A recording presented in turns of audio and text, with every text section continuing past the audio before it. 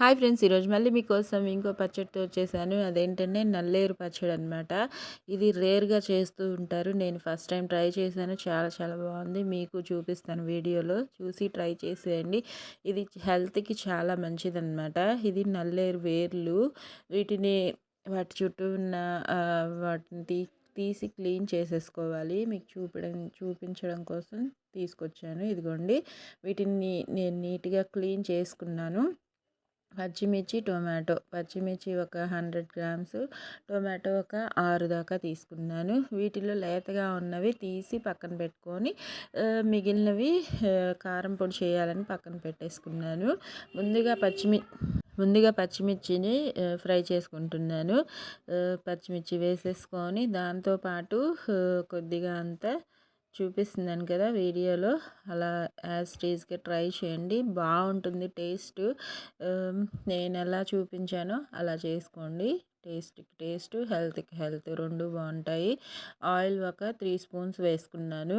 పచ్చిమిర్చి మూత పెట్టి మగ్గించేసుకుందాము. ఈలోపు ఈ నల్లేరు వేర్లను కూడా చక్కగా వాష్ చేసుకుందాం. చూస్తున్నారు కదా, వీటిని క్లీన్ చేసుకోకపోతే మనకి దురదగా అనిపిస్తుంది. క్లీన్ చేసుకొని పచ్చడి ట్రై చేయండి, ఓకేనా. ఇంకా చేతికి నూనె రాసుకొని క్లీన్ చేసుకోండి. చేయి కూడా దురదగా మంటగా అలా అనిపిస్తుంది. ఇదిగోండి, పచ్చిమిర్చి మగ్గాయి. నల్లేరు వేర్లను కూడా వేసేసుకుంటున్నాను. అవి కూడా లో ఫ్లేమ్లో చక్కగా మగ్గించేసుకొని పక్కన పెట్టేసుకుందాము. చూపిస్తాను మీకు ఇప్పుడు టెక్స్చర్ ఎలా ఉంటాయో. ఇదిగోండి, చక్కగా మగ్గిపోయాయి, కలర్ మారాయి కదా. లో ఫ్లేమ్లో ఫ్రై చేసుకున్నాను నేను. అప్పుడు ఈవెన్గా ఫ్రై అవుతాయి అన్నమాట. పచ్చిమిర్చి ప్లస్ నల్లేరు వేర్లు అన్నమాట. లేతగా ఉంటే ఈజీగానే ఫ్రై అయిపోతాయి. ఇంకా వీటిని పక్కన పెట్టేసుకొని టొమాటో ఫ్రై చేసుకోవడం కోసం ఆయిల్ ఇంకాస్త వేసుకున్నాను. అంటే ఇంకొక 3 స్పూన్స్ దాకా వేసుకున్నాను. ఎక్కువగా అవసరం లేదు. లో ఫ్లేమ్లో మగ్గించుకుంటాం కాబట్టి ఈజీగానే మగ్గిపోతాయి. ఇంకా కట్ చేసుకొని హాఫ్ ముక్కలకి కట్ చేసుకొని ఇలా రెండు వైపులా టర్న్ చేసుకుంటూ లో ఫ్లేమ్లో మూత పెట్టి మగ్గించుకుంటే అవి ఈజీగానే మగ్గిపోతాయి. ఇంకా రోల్ దగ్గరికి వెళ్ళిపోయి రోట్లో ఉప్పు, వెల్లుల్లి, ముందుగా ఫ్రై చేసి పెట్టుకున్న పచ్చిమిర్చి, నల్లేరు వేర్లను వేసుకుంటున్నాను. అవి దంచుకుందామని చెప్పి వేసి దంచాను, కానీ అవి సరిగ్గా నలగట్లేదు అని చెప్పి ఇంకా మిక్సీ పట్టుకున్నాను అనమాట. ఇలా దంచుకున్నాను, కానీ అవి నలగలేదు, వేర్లుగా అనిపించింది.